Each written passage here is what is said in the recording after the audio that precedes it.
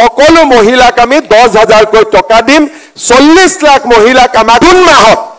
সকলো মহিলাই 10,000 টকা কৰি পাই যাব তাৰ মানে 10,000 পালে আৰু 10,000 টো ভালকৈ খৰচ কৰিলে পিছত 25,000 পাব চাকৰিৰ ইন্টাৰভিউ দিব টকা লাগে যোৱাবাৰ এডিআৰিত আমি ফিজ কৰিছিলো 400 টকা পৰীক্ষা পাতোতে খৰচ লাগে ক্যান্ডিডেট হল 5 লাখ বহুতে মোক কলে যে আমাৰ ইমান পইচা নাই কৰ পৰা দিও এবাৰ বিনা পইচাত কৰিলো ক্যান্ডিডেট হল 11 লাখ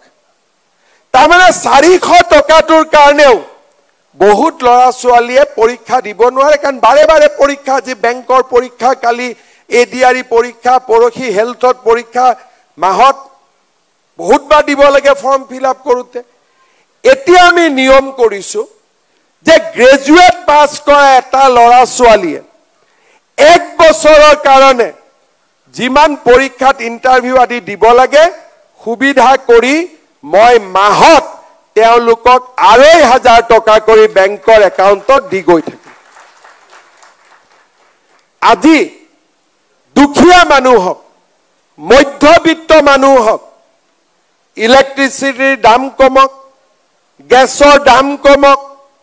চিকিৎসাটো অলপ শিথিল হওক প্ৰত্যেক পৰ্যায়ত আগতে আমাৰ ধৰ্মক লৈ কোনেও চিন্তা নকৰিছিল এই বছৰ মই 25,000 নামঘৰক 3 লাখকৈ টকা দিছো 25,000 ভিতৰৰ গাঁৱত আগতে যি নামঘৰ চালিৰ নামঘৰ আছিল এতিয়া সকলো নামঘৰ লাহে লাহে ধুনিয়া হৈছে কোনেও চিন্তাও কৰা নাছিল মহাপুৰুষ শ্ৰীমন্ত শংকৰদেৱ মাধৱদেৱ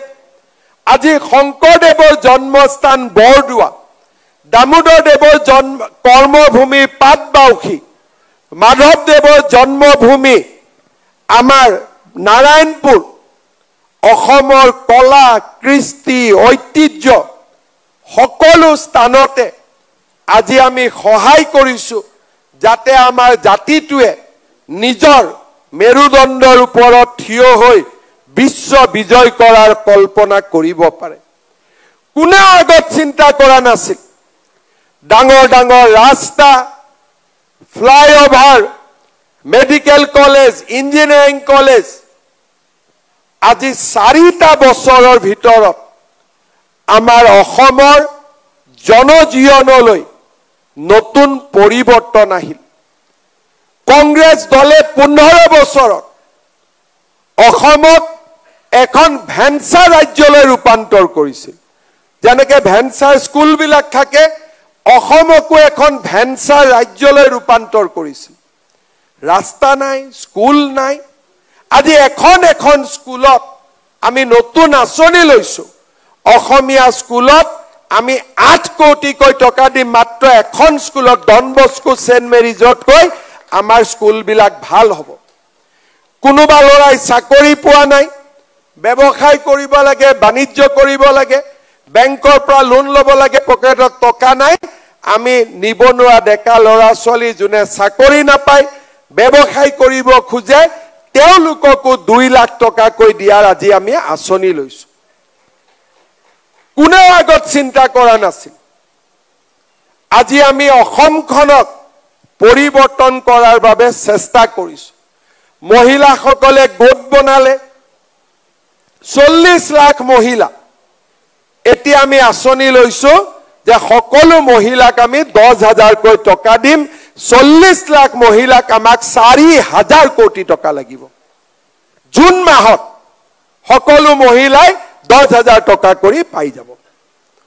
তাৰ মানে 10,000 পালে আৰু 10,000 টো ভালকৈ খৰচ কৰিলে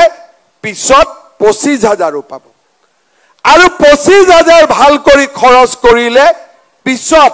50,000 লৈকেও আমি যাব পাৰিম কোনে আগত এইবোৰ চিন্তা কৰা নাছিল আগত চিন্তা লুঙি ধুতিতে ব্যস্ত আছিল লুঙি ধুতিতকৈ গাড়ী আগত যোৱাই নাছিল আমাৰ অসমখন ঘূৰি ঘূৰি লুঙি ধুতি খুটা কম্বল আঠুৱা আজি আমি অসমখনত প্ৰথমবাৰ আমি আগুৱাই লৈ গলো এতিয়া আমাৰ মানুহে নতুন নতুন চিন্তা কৰিব